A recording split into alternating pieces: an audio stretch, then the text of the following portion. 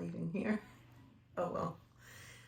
You have been anointed. 6 signs that you have been led by Christ to be the final warning to the narcissist. So the first would be your light versus their darkness.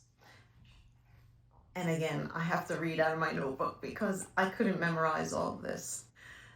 Your light versus their darkness. The narcissist is drawn to you, but deeply resents you. They are captivated by your fullness and your presence. Your light exposes their soul and darkness. And for that, out of John chapter 3, verses 19 and 20. And it says, "This is the verdict. Light has come into the world, but people love darkness instead of light because their deeds were evil. Everyone who does evil hates the light and will not come into light for fear that their deeds will be exposed." So a narcissist can see someone who is very pure and humble and has a very peaceful aura about themselves, and it very much burns them inside in their emptiness and as them being an empty vessel. That was number 1. Number 2, your sincerity versus their manipulation. Your ego is non-existent, while a narcissist has a huge ego in which they carry a facade about themselves. A narcissist maintains a facade by carefully curating their image to appear superior, successful, or admirable to manipulate others. This facade serves to protect their fragile self-esteem and gain validation. Over time, cracks in this fake persona can appear, especially in close relationships where their true behaviors become harder to hide. Let me read the verse first. The chapter and the verse. To your sincerity versus their manipulation. For those who are waiting, please have patience with me. Okay, let me just be brief. I don't want to make the video long, and I forgot to write the exact verse I was reading. I just wrote Daniel 3:1. But in that story, if you pick up the Bible and you read that story, you will see how King Nebuchadnezzar, or however you say his name, he wanted people to basically bow to him, following this idol and something else, and worship him, in other words. And they're manipulative. You should go read Daniel chapter 3, and start at verse 1 and just read it. And then you will understand his manipulation. That's the point I was making. So let me move on to my third point. And my third point, oh man, did I do this right? Okay, anyway, my third point, you take accountability versus they blame others. I wrote here, you acknowledge your role in conflicts, accepting responsibility for your actions, and working to make amends. Your honesty makes a narcissist freeze up. The narcissist does not understand nor will be honest because they don't live in reality. And the narcissist feels entitled. I have an example out of the Bible for this, and it comes from Romans chapter 14. It says verse 12. I'm hoping that's what it is because I don't want to mess anything up. I don't want to mess up while I'm recording and doing a video about this. Okay. find this in the meantime. Hope you're enjoying my video. I am quite nervous, although I'm trying to keep... I'm kind of introverted person, although sometimes it doesn't seem that way, but I am getting back into the swing of doing videos. It's been a while since I did them. I've been wanting to help others through like domestic violence and abuse and stuff like that. And I just always felt too scared to, or too nervous. So I kind of like get into doing videos and then I don't, and then I do and I don't, because I feel like a little, I don't know, I just get nervous doing video. Like, I'm good, like, oh gosh, I don't even know how to say this. I think I'm so structured and I want to be so organized, and when I'm not organized, it makes me like get all jumpy and all over the place. And I'm almost at 20 minutes, goodness, okay. And I have a lot more points to go. So I just wanted to say I'm a bit nervous, so just bear with me and I'll get through this. And I may not make sense, but I think the more I do videos, the more I'll make a little more smoother transition throughout the video and make sense. So before I lose my lighting, Romans 14, chapter 14, verse 12. Let me find it. Thank goodness there's light shining on my Bible so I can see. Okay. Oh, and it's really simple what it says. So this one was for point 3 about how a godly person takes accountability, or you take accountability, versus the narcissist, and they blame others and they don't know what it is to take accountability. And so it says in Romans chapter 14, verse 12. So then each of us will give an account of ourselves to God. I think that is for the godly person. Where's the part it says about the narcissist? Shoot.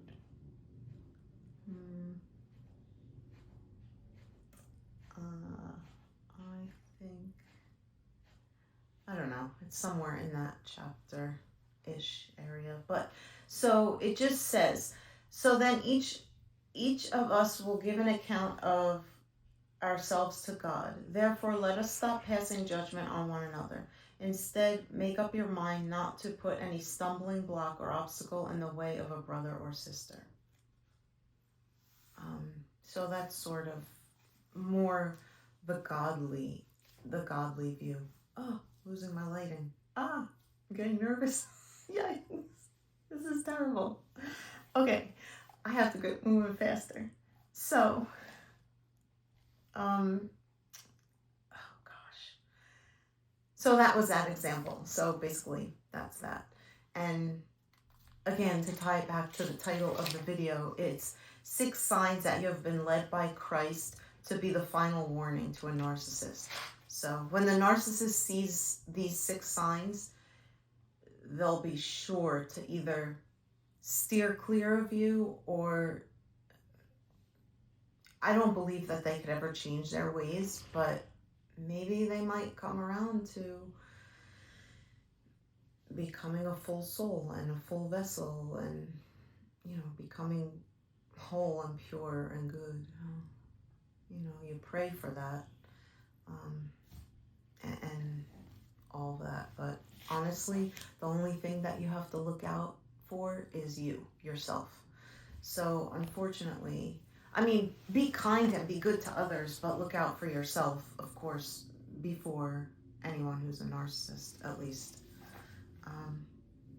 The point 4, your truth versus their lies. You will always speak the truth, even if it hurts. A narcissist will always lie and use deception to craft a story that fits their narrative and their will. Typically, a narcissist always plays the victim role. And you feel a spiritual weight on your interactions with them.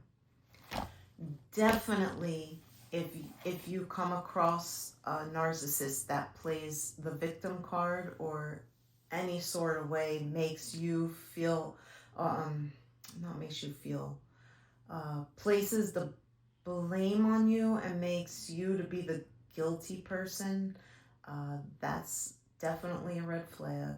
And that's definitely like your perception. They like to play victim because they're always looking for the poor you, what's the word, pity or things like that. And they're always looking for a validation in that sense. John chapter 8 verses 31 to 32. So let me find that quickly. And so I can read that.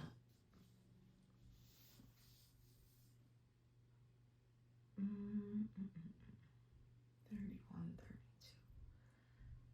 Oh, right here. I'm so funny. Silly, like my brain. Okay, so to the Jews who have believed him, Jesus said, "If you hold to my teaching, you are really my disciples. Then you will know the truth, and the truth will set you free." So that's the truth versus their lies. They could build up all kinds of stories in their concoct stories in their weirdo brain. Sorry, I didn't mean to say weirdo, but it is. I mean, it's the truth. It's a strange wiring they got going on in there. I kind of am a little bit sarcastic. Okay, anyway.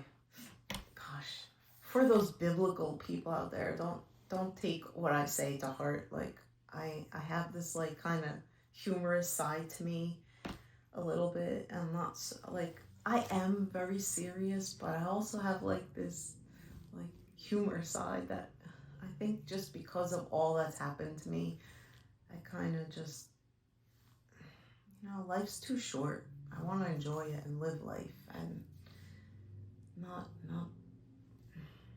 feel like, although I feel nervous because I'm losing my lighting, but not feel nervous about what I say. I don't say anything to harm people for certain. But anyway, enough about me. Back to my points. My bullet points, I mean, or whatever. Anyway, we're trying to make clear that we're keeping the narcissist in sight, because that's what Christ wants us to keep our eyes on. And so he led us that way, to keep them, the evil out of the evil is in the world. So we're not going to be able to keep it out of the world, but we're definitely not letting that come up to eternal life for sure.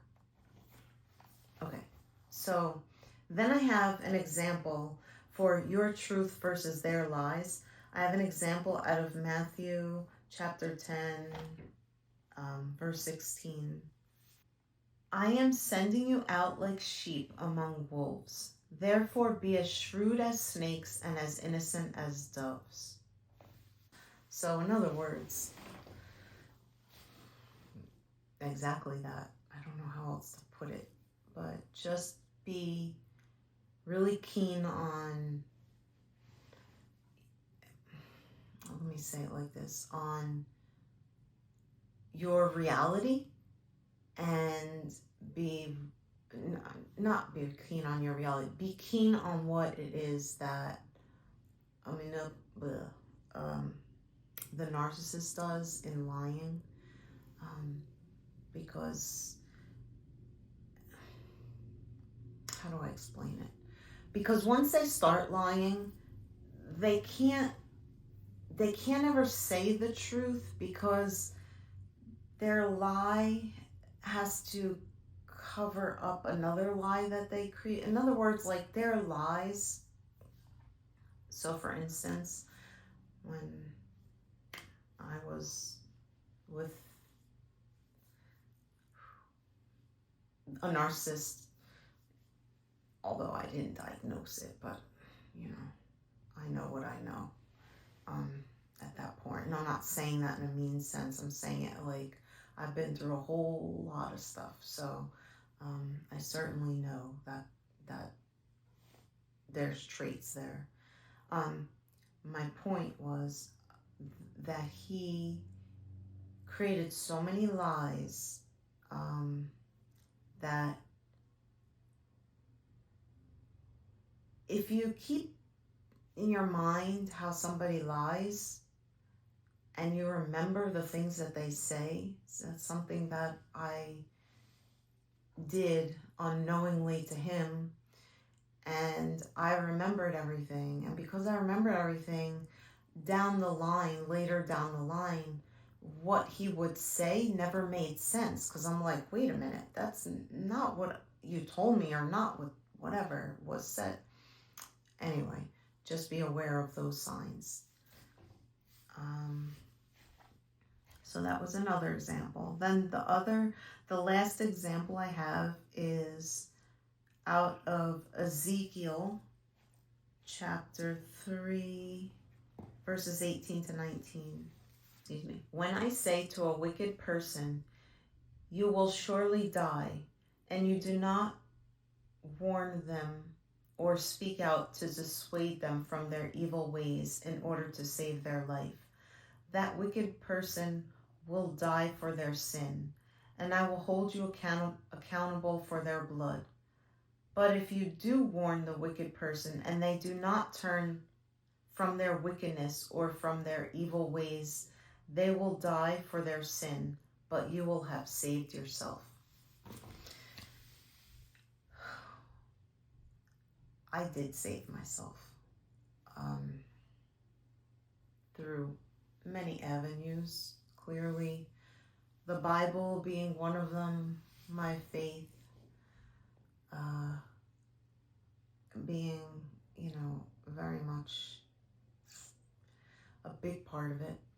I also am an avid reader, so I've read tons and tons and tons of material on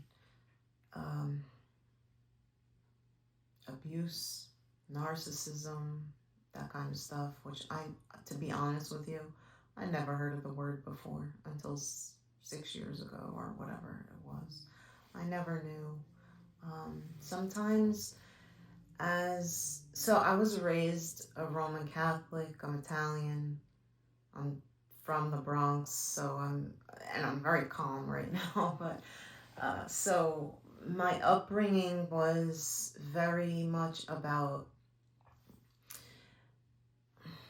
how do I explain it? It's like my upbringing was more the motions. It was more the motions and going through the routine of being at church and stuff like that. And I loved singing at church. I loved to sing and stuff. So that was great. But I never we were taught the Gospels, during Mass and things like that, but not taught them. They were just read, through the priests and whatever, and the Gospel. And then really didn't study the Bible before. I really didn't study. I've read it every so often throughout my life, but I never really sat and truly read it and broke it down. And that is what also helped me. So I do that with my daughter. And to be honest, my daughter, truly, she's like my miracle child. I don't know how else to say it. I cannot understand that I met a man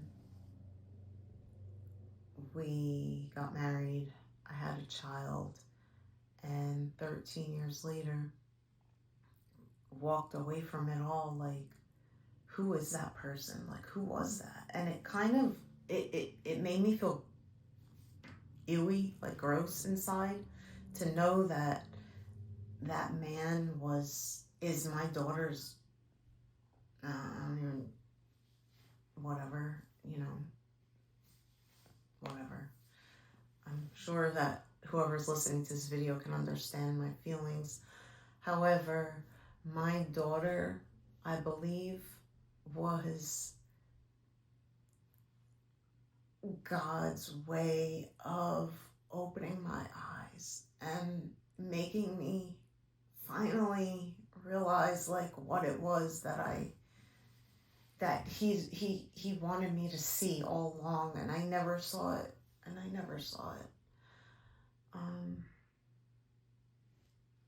live in the South, in the Bible Belt district. Like, how can I come from the Bronx and live here if it wasn't for God's divine intervention on me and my soul? How? I literally went like this and pointed to a place on the map, and I had no idea. I never even heard of the place where I live. It's called Fort Mill.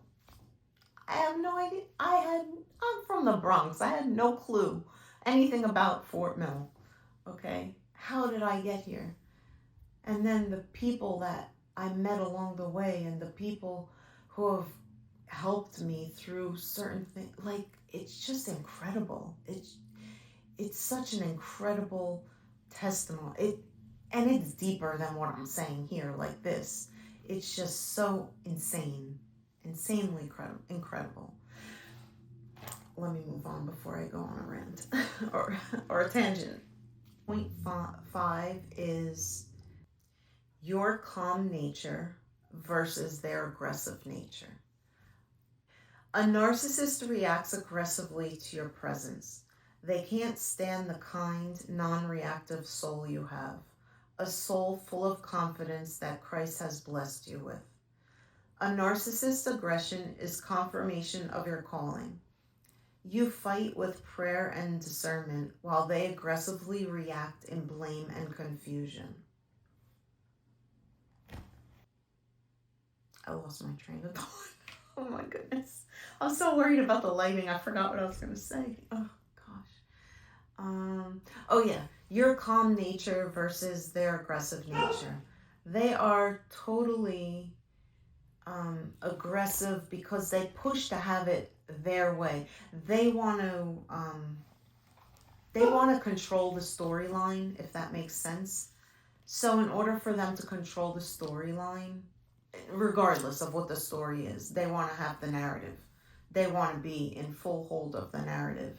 So in other words, they are just an aggressive and pushy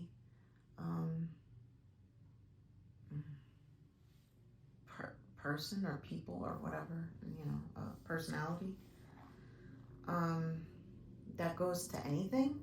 They always think they're right, because I've met not only my ex, whatever you want to call him, ex, whatever, that empty vessel.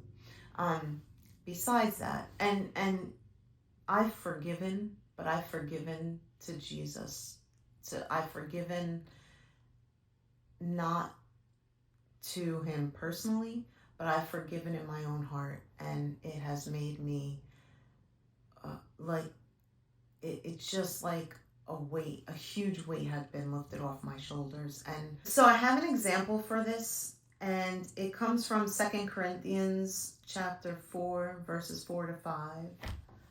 The God of this age has blinded their minds of unbelievers, so that they cannot see the light of the gospel that displays the glory of Christ, who is the image of God.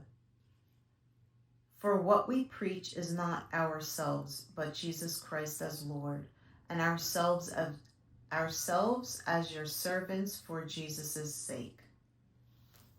When you are able to speak the word of God and live in his, live like him and be a light. The narcissist doesn't like that, and they almost resent you for it. They can't have like their own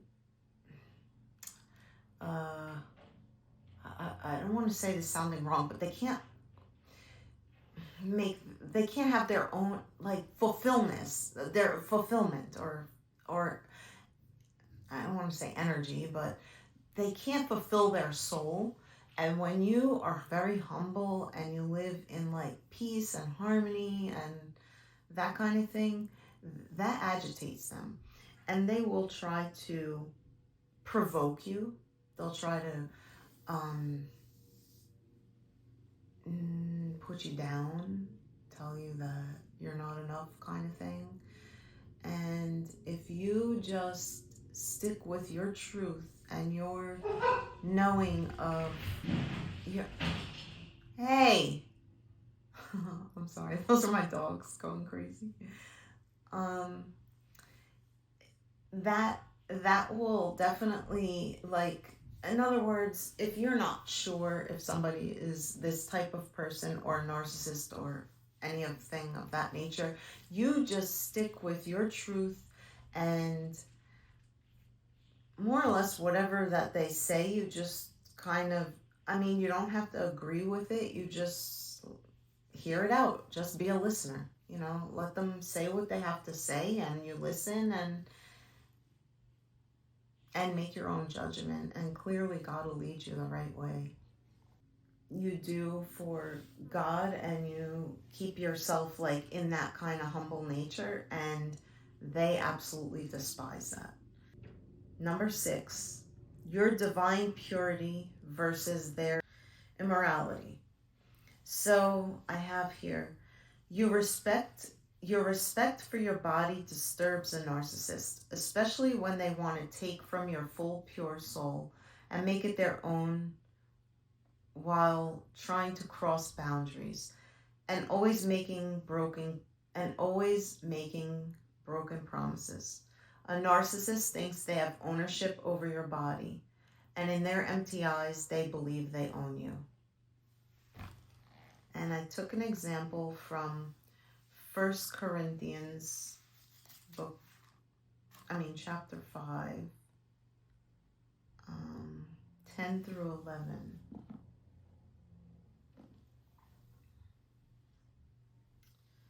Let me see. And it says, okay, not at all meaning of the people of this world who are immoral. But now I am writing to you that you must not associate with anyone who claims to be a brother or sister, but is sexually immoral or greedy, an idolater or slanderer, a drunkard or swindler. Do not even eat with such people. So the Bible's basically warning you to stay away from these types of people, and especially when it comes to your purity and their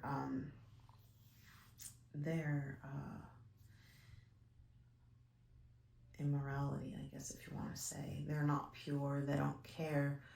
They don't care for, like, I don't know how to put it in my words, but they just don't care for your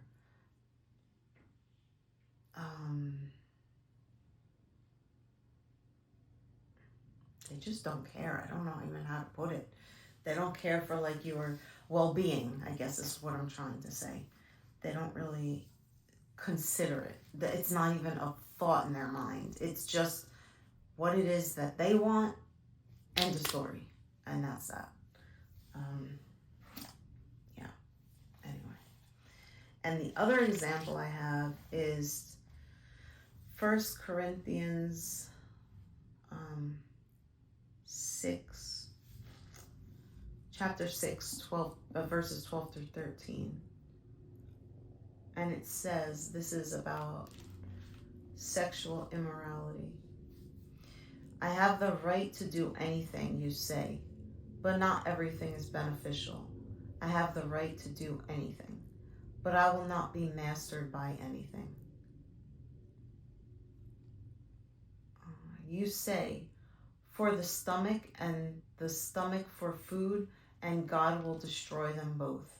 The body, however, is not meant for sexual immorality, but for the Lord, and the Lord for the body.